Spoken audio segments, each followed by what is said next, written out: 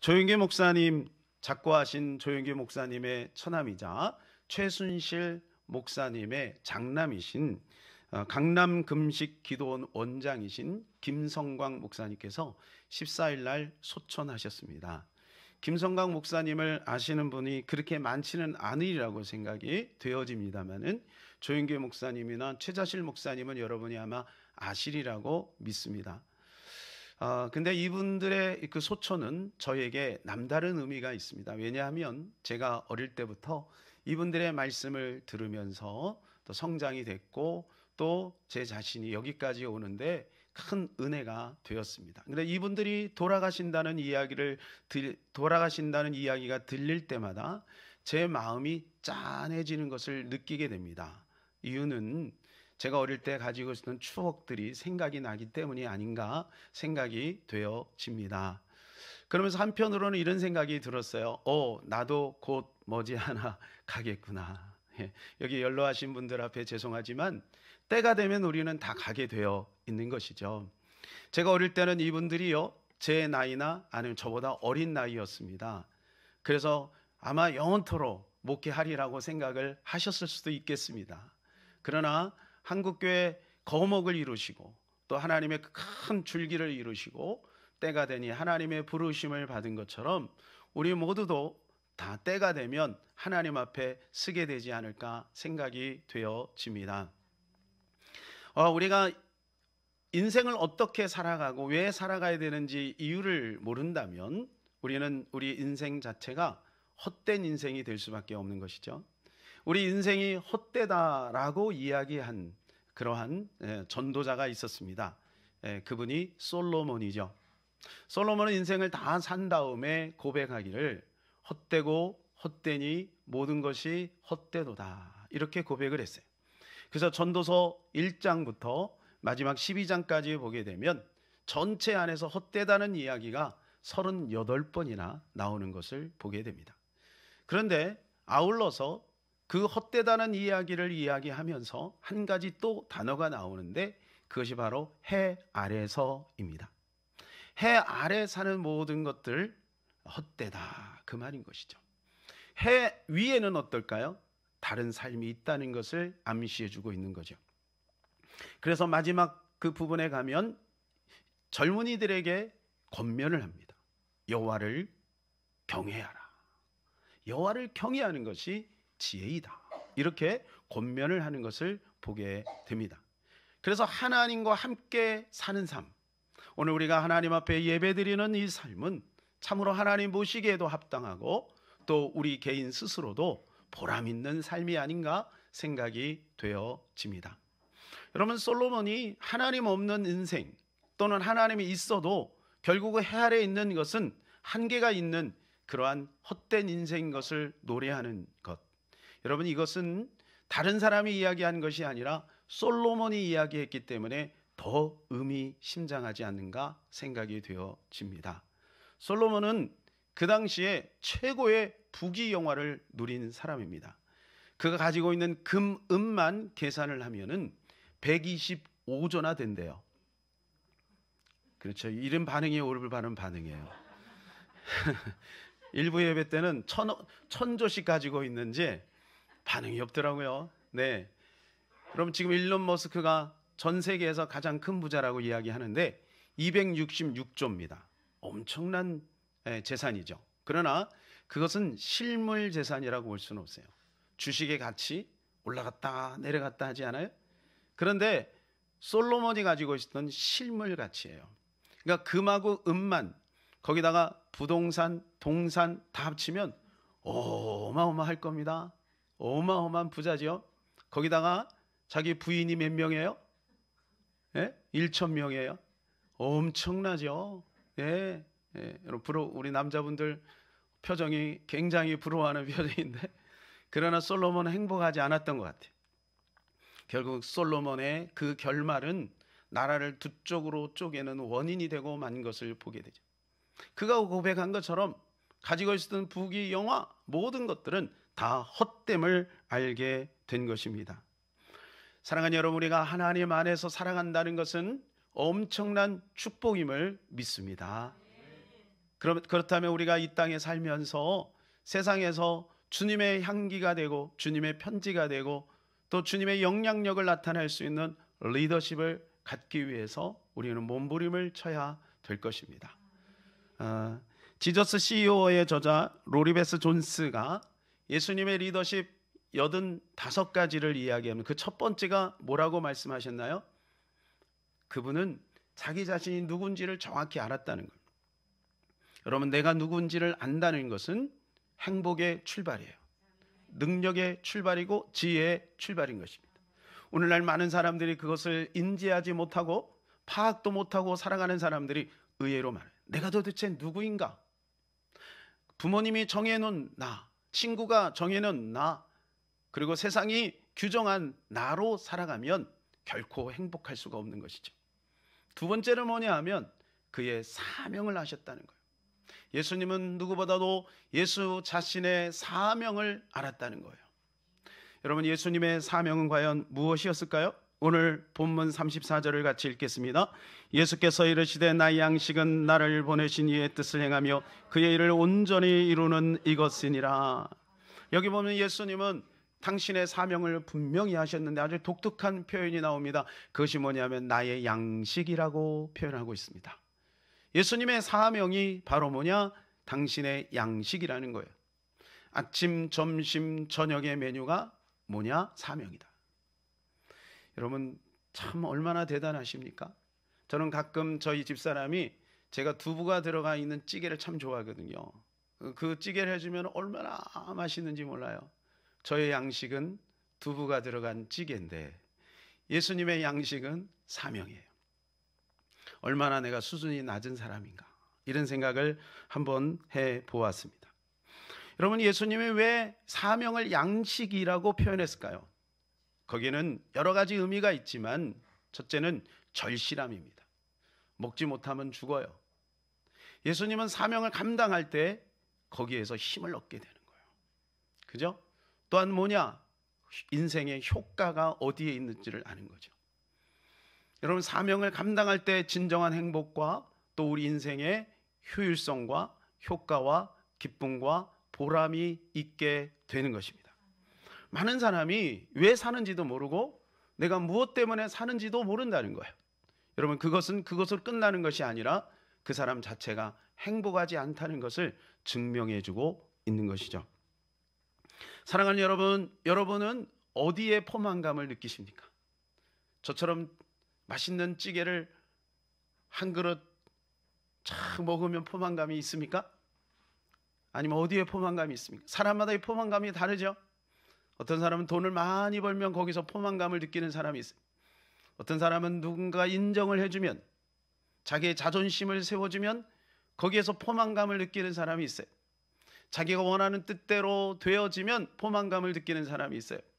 여러분, 신앙생활하면서 자칫 잘못하면 예수 그리스도가 포만감이 아니라 나의 소원 성취가 포만감이 될 수도 있는 것이죠. 여러분, 그것은 주님의 방향성과 다른 것입니다. 사명을 감당할수록 배가 부른 거.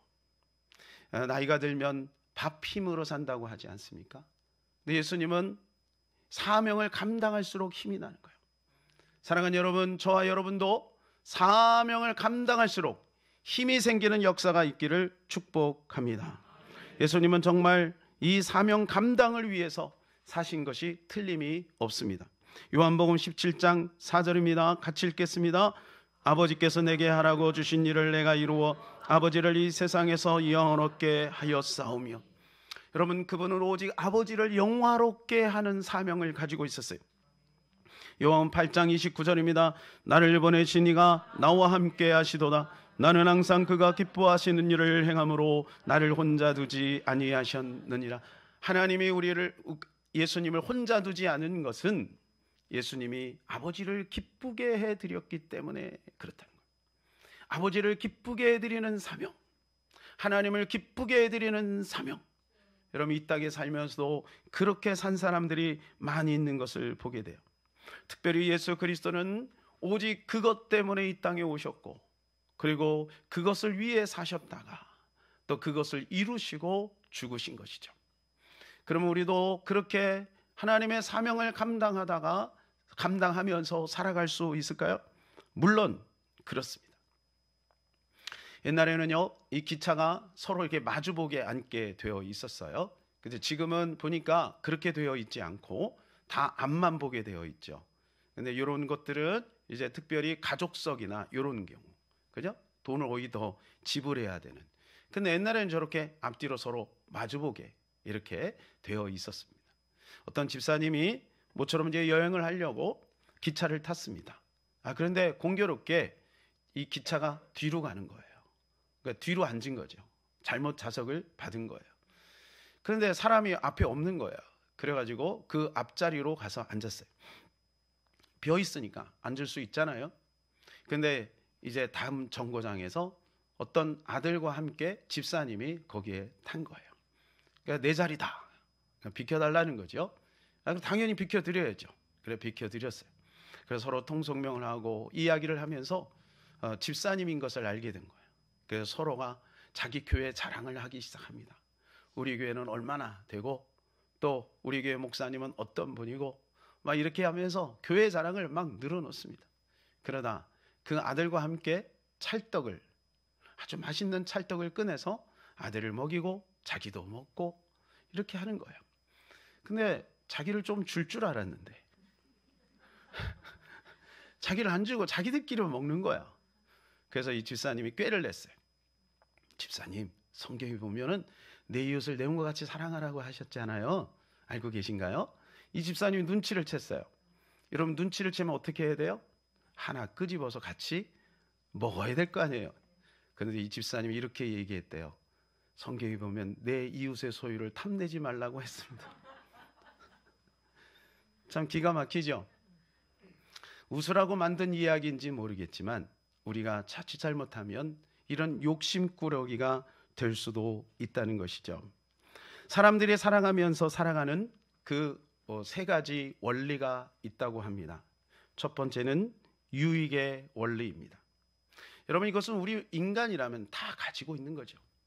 모든 것이 유익하기를 원하는 거예요. 내가 유익해야 직장을 계속 다니는 거죠. 유익하지 않으면 직장을 그만두는 것. 내가 유익해야 그 장소에 가고 유익해야 그 사람을 만나는 거죠. 이것이 나쁜 것은 아니에요. 그러나 그 원리만을 따르는 사람도 있죠. 세상에는. 둘째는 편리의 원리입니다. 모든 것이 편리해야 돼요. 불편하면 하지 않습니다. 불편하면 가지 않습니다. 불편하면 만나지 않습니다. 편리의 원리입니다. 우리 교회도 나름대로 우리 성도님들이 편안하게 신앙생활을 할 수 있도록 뭔가 편의시설을 만들려고 애를 쓰고 있는 것이 사실입니다. 세 번째는 쾌락의 원리예요. 즐거움을 쫓는 거죠. 기쁨을 쫓는 거죠. 그래서 자극적인 것을 좋아해요. 술도 그냥 마시면 안 돼요. 폭탄주를 마셔야 돼요. 음식도 아주 자극성 있는 아주 매운 거, 짠 거, 뭐 이런 것들을 요즘 세상 사람들이 좋아하지 않습니까? 그래서 우리나라의 커피 소비량이 세계에서 1위라고 합니다. 대단하죠? 그런데 성경에 나오는 사람들 보게 되면, 하나님의 사람들을 보게 되면 이 원리만을 가지고 살지는 않았던 것을 보게 됩니다. 또 신앙생활을 안 하더라도 세상에서 나름대로 이름을 낸 괜찮은 사람들을 보게 되면 또 이 원리대로만 살지는 않았던 것을 보게 돼요. 그들은 어떤 원리를 따랐냐? 사명의 원리를 따랐다는 것입니다. 사랑하는 여러분, 우리가 사명이 있는 사람은 유익하지 않아도 갑니다. 사명이 있는 사람은 편리하지 않아도 선택합니다. 사명이 있는 사람은 기쁨이 없고 고통이 있더라도 그 길을 가게 되어 있는 것입니다. 그 사람이 좀 나은 사람이고, 그 사람이 된 사람이고, 그 사람이 영향력이 있는 사람이죠. 그래서 예수님은 바로 그렇게 사신 거예요. 예수님은 불편한 길을 가셨어요. 예수님은 억울한 길을 가셨어요. 예수님은 남들이 지지 않는 십자가를 지셨어요. 결국은 인류의 모든 죄를 사하시고 우리를 구원하시는 길로 가신 것이죠. 그것이 사명의 길이기에 그 길로 가신 것입니다.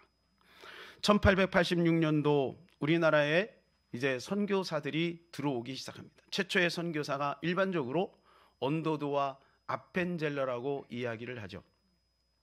그때 당시에 우리나라가 어떻게 살았느냐? 다음 사진을 보시면 우리나라의 모양이 제물포의 그 당시의 사진입니다.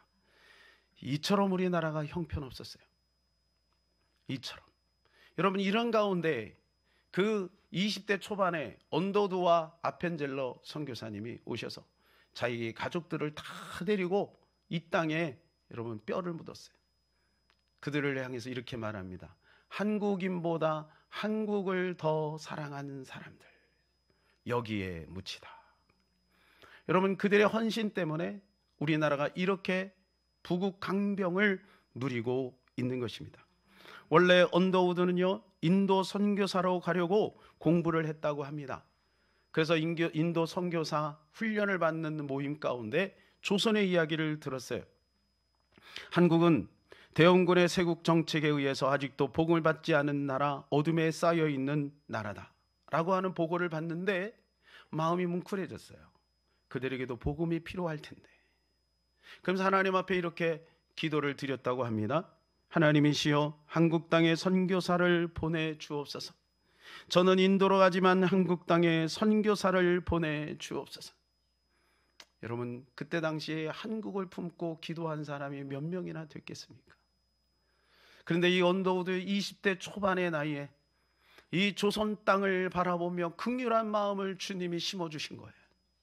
그랬더니 주님께서 그에게 이렇게 도전을 하십니다. 언더우드야, 왜 내가 가지 않고 남을 보내달라고 기도하느냐? 한국 선교사로 내가 갈 수는 없느냐? 그 주님의 도전 앞에 그는 주님, 제가 가겠습니다. 이렇게 마음의 결정을 내리고 1886년 4월 부활절 아침에 이 조선 땅에 제물포를 통해서 들어온 거예요. 그리고 지금 140년 정도가 지났어요. 이제 이렇게 지나고 나니까 이 대한민국 어떻게 됐습니까? 제가 오늘 아침에도 우리나라가 경제 메디에 들어가나를 한번 검색을 해봤어요. 3년 연속 10위입니다. 여러분, 놀라지 않는 것이 놀라운 일입니다. 여러분, 이 조그만 나라가 과거의 조선 땅에 아까 보셨지만 얼마나 가난하고 얼마나 형편이 없었습니까? 길거리에 여러분 사대문 아니에요. 똥밭이었어요. 소똥. 제가 어릴 때만 해도 그랬어요. 똥 안 밟으면 재수 소은 날이야. 갔다 오면 늘 똥을 밟았어요. 개똥, 소똥, 말똥. 길에 천지로 그냥 깔려 있었어요. 그랬으니 그때는 어떻겠어요? 세상에 세계의 소문이 나기를 이 조선 땅은 더러운 데다. 조선 땅은 가면 풍토병 때문에 죽는다. 그러니까 사람들이 선교사로 지원을 하지 않는 거예요. 그런데요, 그들이 와서 사명을 가지고 목숨을 걸었더니 여러분, 이 조국 대한민국이 이렇게 부국 강병을 누리는 거예요. 여러분, 그것으로 끝나는 게 아니에요. 여러분, 우리나라 선교 2위 국가인 거 여러분 아시죠? 10,000명을 선교로사로 파송해서 136개국에 10,000명의 선교사를 보냈어요. 지금 우리나라에 한때는 4분의 1이 예수 믿는 사람이었어요. 이렇게 기독교 역사 속에 급성장한 나라가 없습니다. 만일에 선교사님들이 오지 않았다면 과연 우리나라는 어땠을까요? 한번 생각해 보세요. 대부분 그때 모든 서양 문물이 선교사님들을 통해서 연세대 세브란스 병원, 여러분 이화대, 숭실대 비롯해서 많은 병원과 많은 선진 그 교육들이, 그리고 여자들이 교육을 시작하게 된 계기가 바로 다 이 선교사님들이 오셨기 때문에 가능한 겁니다. 하나님의 축복이죠. 하나님의 은혜죠. 사랑하는 여러분, 사명으로 사는 사람 바로 이런 것입니다. 사업을 할 때도, 직장 생활할 때도 사명으로 하는 사람이 있는 거죠. 자녀를 양육할 때도 사명으로 하는 사람이 있어요. 부부관계를 사랑할 때도 사명으로 하는 사람이 있어요. 교회를 섬길 때도 사명으로 섬기는 사람이 있습니다.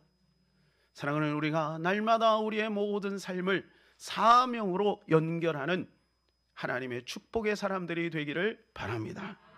그럼 우리가 어떻게 좀 더 구체적으로 사명을 감당할 수 있을까요? 먼저는 때를 붙잡아야 된다는 거예요. 바로 그 사명은 언제 해야 되느냐? 지금 해야 된다는 거예요. 따라서 해볼까요? 지금 여러분, 지금 우리가 사명을 감당하는 것이어야 되는 거예요. 지금 내가 사명을 감당하려고 하는 마음이 있어야 되는 것입니다. 오늘 본문에 보게 되면 그 유명한 사마리아 수가성 여인과 예수님의 만남이에요. 예수님이 그를 설득합니다. 그가 마음을 열고 복음을 받고 나니 사람을 피해서 그 우물가로 왔던 그 여인이 마을로 뛰어들어가요. 그리고 복음을 외칩니다. 와보라, 와보라.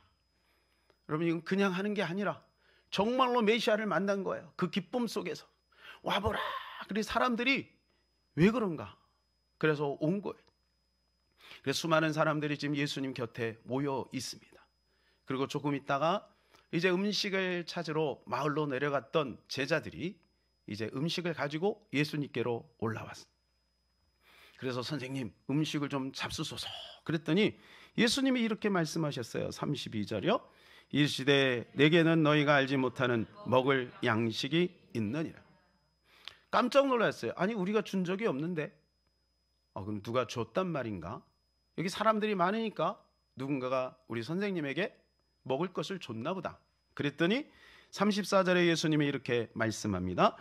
예수께서 이르시되 나의 양식은 나를 보내신 이의 뜻을 행하며 그의 일을 온전히 이루는 이것이니. 우리가 아까 읽었던 말씀이죠. 예수님의 양식은 무엇이냐? 너희는 먹을 것 때문에 포만감을 느끼지? 그러나 나는 사명 감당하는 것으로 포만감을 느낀단다. 여러분, 너무 고상한 말씀이지만 이것은 사실이었어요. 예수님 일평생 먹지도 못하고 주무시지도 못하고 그리고 피곤한 상태로 사시다가 그리고 십자가를 지시고 죽으신 것이죠. 사랑하는 여러분, 그러면서 예수님께서 35절에 이렇게 말씀하셨어요. 우리 35절을 읽어볼까요? 너희는 넉 달이 지나여 추수할 때가 이르겠다 하지 아니하느냐? 그러나 나는 너희에게 이르노니 너희 눈을 들어 밭을 보라. 희어져 추수하게 되었도다. 그때 당시에 추수하려면 넉 달 정도가 필요한 거죠. 그러니까 사람들은 이게 무슨 말인지 다 알아요. 그럼 너희들은 그렇게 이야기하지. 그러나 지금이 추수할 때이다. 이 밭이 희어졌다. 예수님이 말했기 때문에 그 밭이 그렇게 희어진 게 아니라 예수님이 말씀하시는 것은 뭐냐 하면 지금 추구하는 영혼들이 있지 않냐. 그때 추수하지 말고 영혼 추수는 바로 지금 해야 된다는 거예요. 여러분, 오늘날 우리가 사명을 감당하는데 이런 사람들이 많아요.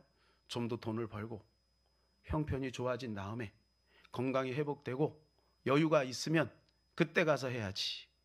자기 기준을 갖고 자기 스케줄을 가지고 사명을 재보는 거죠. 근데 주님 말씀합니다.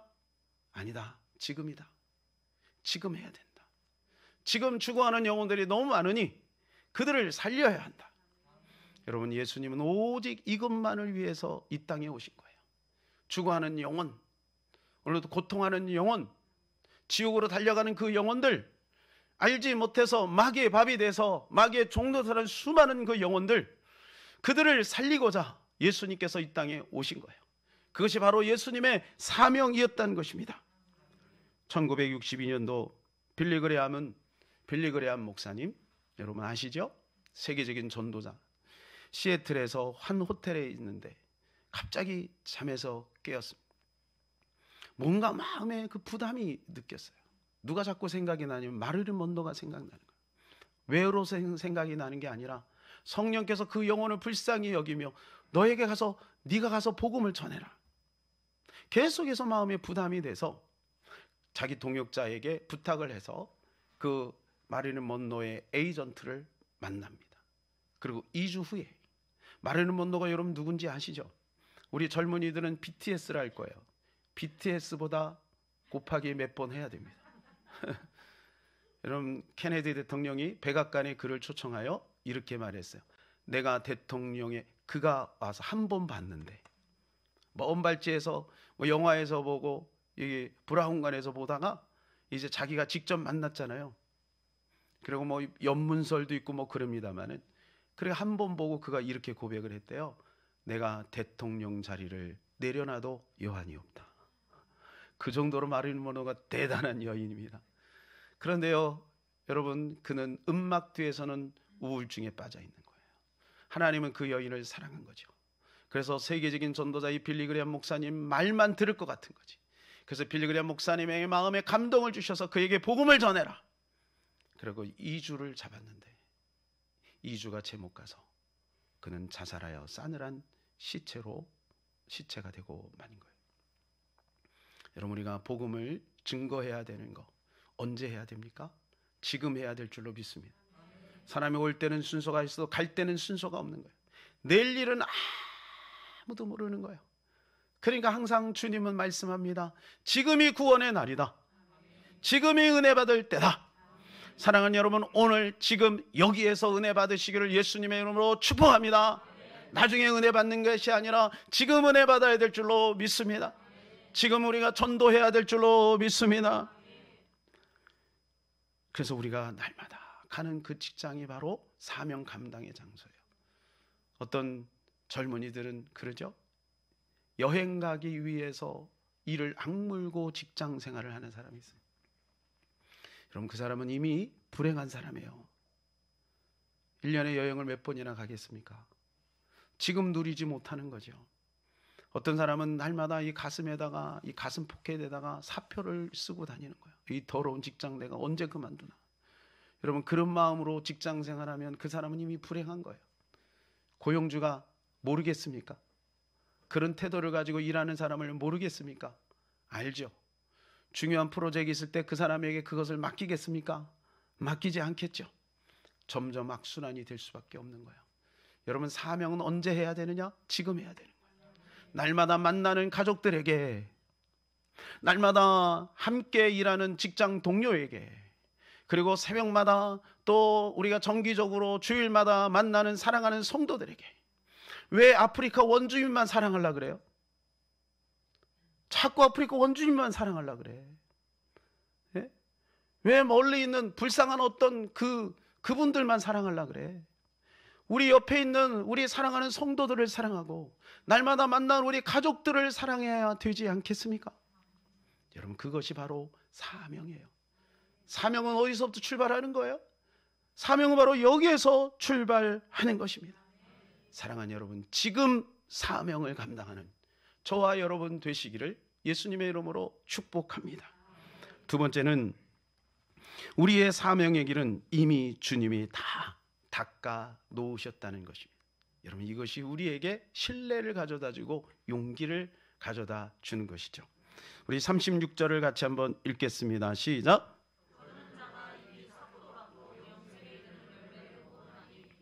이는 뿌리는 자와 거두는 자가 함께 즐거워하게 하려 함이라. 여기 뿌리는 자가 있고 거두는 자가 있다는 거예요. 우리는 누굴까요? 우리는 거두는 자지. 뿌린 자가 있다는 거예요. 자, 38절에도 이렇게 말씀해 주고 있어요. 시작.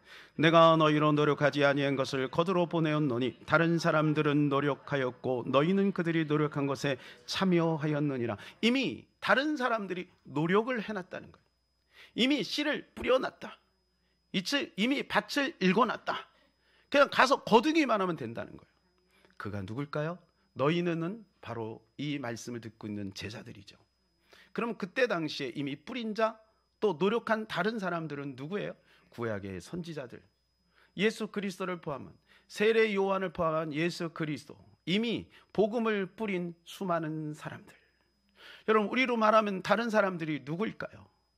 성경에 나오는 수많은 사람들, 우리나라 말하면 순교의 자리에 이르면서까지 이 땅에 복음을 심어놓은 분들, 아까 말씀 우리가 같이 나눴던 그 언더도와 아펜젤러 같은 그러한 분들, 그런 분들이 이미 뿌린 자예요.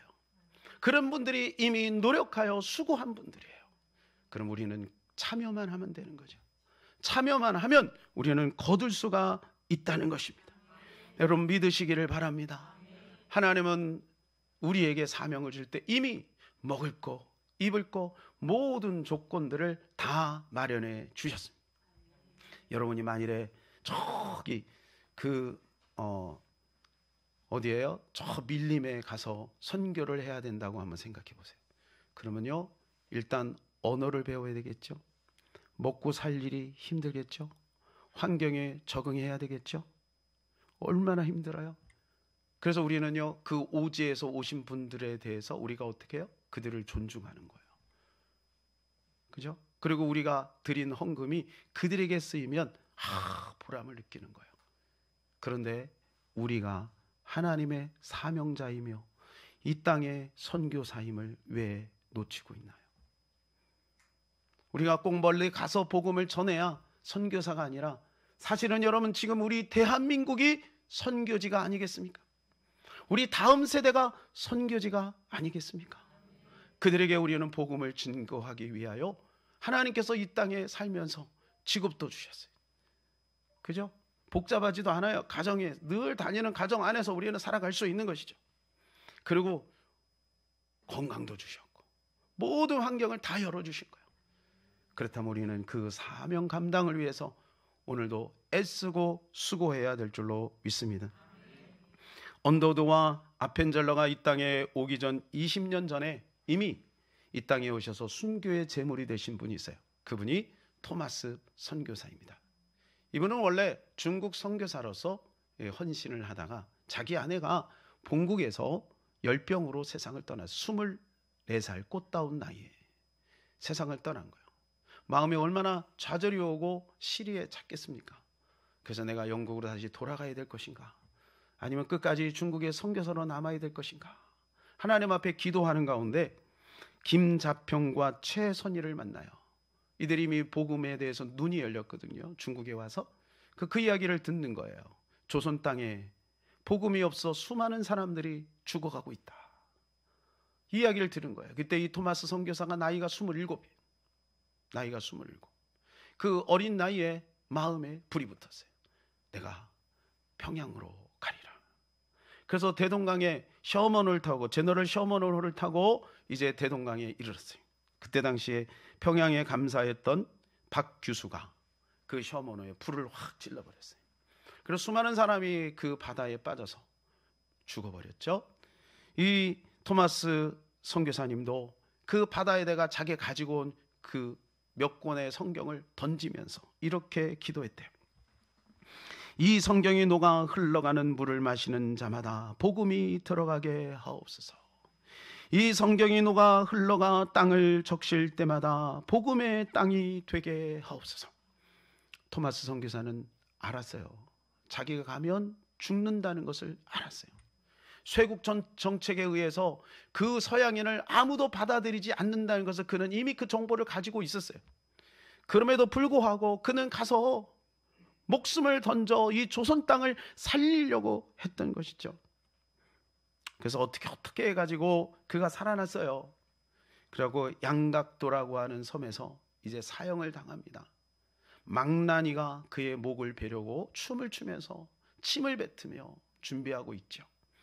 이때 그 망나니가 누구냐면 박춘권입니다. 박춘권. 여러분 한번 사진을 한번 보여주시면 왼쪽에 시커먼 할아버지 계시죠? 저분이 나중에 장로님이 되세요. 이 박춘권, 망나니, 칼 가지고 사람들 치는 그 망나니. 이분이 칼을 가지고 덩실덩실 춤을 추면서 이 서양인 그 꽃다운 나이에 무릎 꿇고 있는 이 토마스 선교사의 목에 칼을 대면서 치려고 할 때 그가 이렇게 외쳤어요. 토마스 선교사가 형제여, 예수, 예수. 그런데 그의 팔을 탁 쳤어요. 남은 한 팔을 가지고 또 그 성경을 듭니다. 그리고 또 외칩니다. 예수, 예수. 그런데 이 팔도 잘라버렸어요. 오 형제여, 예수를 믿으시오. 마지막 그 목을 쳤어요. 사람들이 다 흩어졌죠. 그리고 거기에 그것을 끝까지 지켜보던 한 소년이 있었습니다. 이 소년이 최치량이라고 하는 소년이에요. 그런데 뭐를 전달하려고 저렇게 왔는가? 뭐 자꾸 책을 막 들고 그러는 거예요.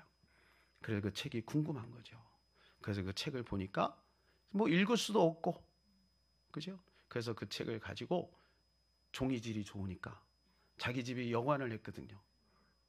그래서 그 자기 안방에다가 그걸 도배지로 사용한 거예요. 도배지로. 그러고 나서 20년이 지났어요. 언더드와 아펜젤러가 올 즈음에 마펫 선교사가 그 집을 방문하게 된 거예요. 그리고 이거 너무 황당하지 않아요? 그 벽지가 그냥 다 성경으로 돼 있으니까. 그래서 이제 물어본 거예요. 이제 최치량은 그 소년에서 성인이 되었죠. 최치량이 이렇게 이야기합니다. 내가 어렸을 때 대동강에 갔다가 예수쟁이가 목을 잘릴 때 던진 그 성경을 주었다가 이 벽에 발랐다오. 그는 그에게 복음을 듣고 변화되어서 자기 집을 헌신해요. 아까 사진을 보시게 되면 널다리 교회가 우리나라에 최초로 생겨요.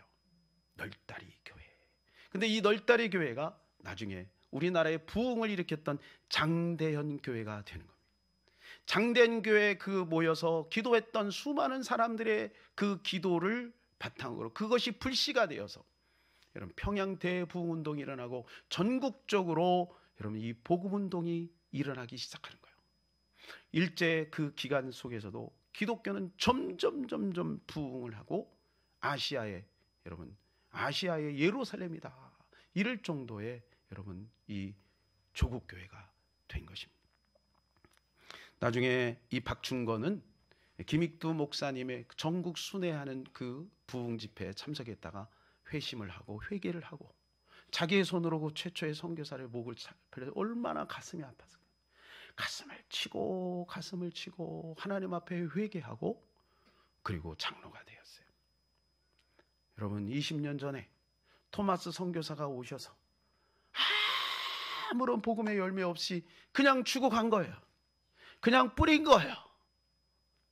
그런데 20년 후에 이렇게 놀라운 복음의 열매들이 맺혀진 것입니다. 사랑하는 여러분, 우리 주 예수 그리스도는 그렇게 살다 가셨어요. 그리고 역사 속에서 수많은 사람들이 그렇게 살다 갔어요. 지금 하늘에서 주님과 함께 우리를 내려다보고 있겠죠. 사랑하는 여러분, 우리도 사명으로 살아야 될 줄로 믿습니다. 이 시간에 우리 같이 한번 사명이라는 노래를 부르려고 하는데요. 이 시간에는 우리가 영상을 보면서 같이 그 영상에 맞춰서 찬양을 하려고 합니다. 근데 이 사명의 가사를 보면 이권희 씨가 작사 작곡을 했잖아요. 근데 이분이요, 이것은 우리로 하여금 여러분 사명을 감당하세요 라고 하는 의미로 쓴 것이 아니라 그가 어느 날 환상 가운데 성부 하나님과 성자 예수님의 그 고뇌의 장면을 발견한 거예요. 성부 하나님이 이 땅을 바라보면서 울고 계신 거예요. 그때 성자 예수님이 아버지에게 가는 거예요. 그러면서 이야기하는 거예요. 아버지, 저를 보내주소서. 내가 가겠나이다. 그리고 예수님이 이 땅에 오신 거예요. 그러면서 여러분들도 사명으로 사십시오 라고 하는 의미로 이 곡을 쓴 것입니다.